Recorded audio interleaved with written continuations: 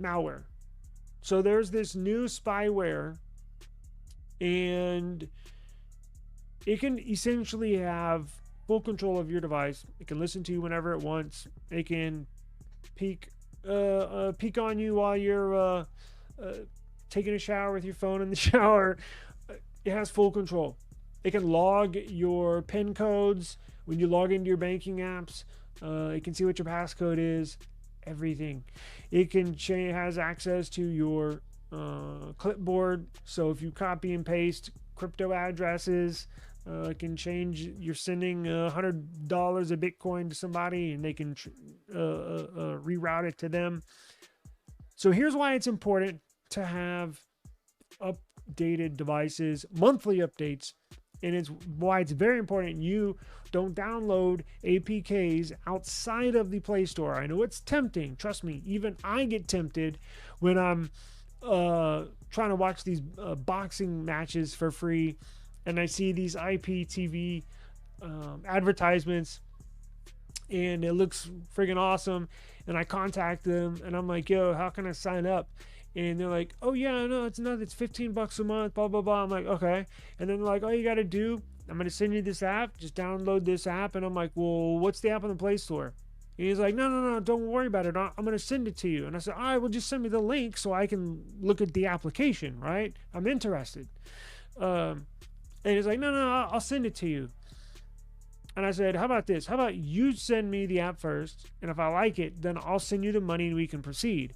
So he sends me this link for this janky download, this APK download from some janky personal Gmail address. And I'm like, what the hell is this? I'm not going to download this, right? That's why. Because that's how this spyware is getting around. It's getting around. It's going around on Telegram. They're distributing it somehow through an IPTV app where you can watch boxing for free, right? Maybe. I didn't go through with it, and this is why. That's how it's getting around. Now, there's this new spyware. It's called ZeroDayRAT. Some of these developers come up with the weirdest freaking names. It's 0 day, meaning like a zero-click attack, meaning you don't have to click anything. Once you install the app and you give it permissions, it has full access. This toolkit is being distributed through Telegram, allowing deep access to targeted devices without technical knowledge required, right? So iVerify, which we'll get to in a second, came out with this new report letting us all know what this 0-day rat threat is all about. So it's being sold to different hackers on Telegram, and it gives them a wide variety of sensitive information on your device. It can infect any Android device and iPhone. They seem to focus on Android in this, but it can be infected in iOS 26, even the latest iOS. So it's not just Android, right? Now, what it does comprises, it's a malicious APK and or iPhone application, right, that provides deep insight into the data on your device. It gives these bad actors a dashboard that provides access to your device information, including your model, operating system, phone number, SIM information. It can, where it shows your, check this out. It allows bad actors to target location. It knows where you're at all times. View all your sensitive account information registered on your device. It can read all your messages, including the two-factor codes. This kit allows attackers in real time to access your camera, your microphone, even a live stream view of what you're doing at any given time on your screen. They can see your screen or look through your camera. Very, very bad. So be careful of where you install your apps. So I only install applications outside of the Play Store. I probably shouldn't do that, but I have a device I don't have any sensitive information on that I use to do that for, like testing stuff. I don't have my banking app on there. I don't have any personal stuff on there. The only time I download an application outside of the Play Store is just for test. It's APK Mirror. Now they have their own rigorous checklist that they go through when developers upload an app. They scan through it and everything. But technically, you probably still shouldn't do that either. Just stick to the app stores. Although there's one app I use every single day that's not on there, on the App Store. And let's see, to check, and I've mentioned this on a previous live stream. This application right here, iVerify, this will let you know if your device is infected with anything. iVerify is on the Google Play Store. iVerify is on the Apple App Store. Download it, maybe $1, I think, maybe free. I can't remember. I remember paying $1 for the premium version, but they may have a free version. I can't remember. iVerify. This is how you spell it. Download this. It's on the app stores. It will let you know. It'll scan your device and let you know if any one of these malicious attacks or if your phone is infected with anything. I keep it on all my devices, and I run it once a month just to check. But please be careful where you download your APKs. I know it's tempting. I know it's tempting. Trust me, I just got got the other day. And they're always slick about it, right? They're always like, don't worry, you know, this, and that. And I'm like, oh, man. So, you've been warned. Yeah, I know. I don't know why. I'm trying to keep everybody safe and make sure you don't make the same mistake that a lot of people do. And I get it. Like, I get it. Sometimes you're in a hurry. Sometimes you're like, yeah, screw it. You know, download an APK, install it, give it a careful permissions. But a lot of these are very dangerous, and that's why Google was hard-nosed on on putting an end to the sideloading. Now they've kind of eased back off of that. But this is why, because they don't want you to get got. Now, it takes away from the whole Android experience, but I think we will be able to. It's going to be a little, you know, maybe have to jump through an extra little hoop or two to sideload stuff. But like I mentioned, I don't sideload stuff that much anymore. I got to get out of here. I have, let's see, non-app stores. I have non-app store apps. I have two non-app store apps. And then I have apps that I'm developing.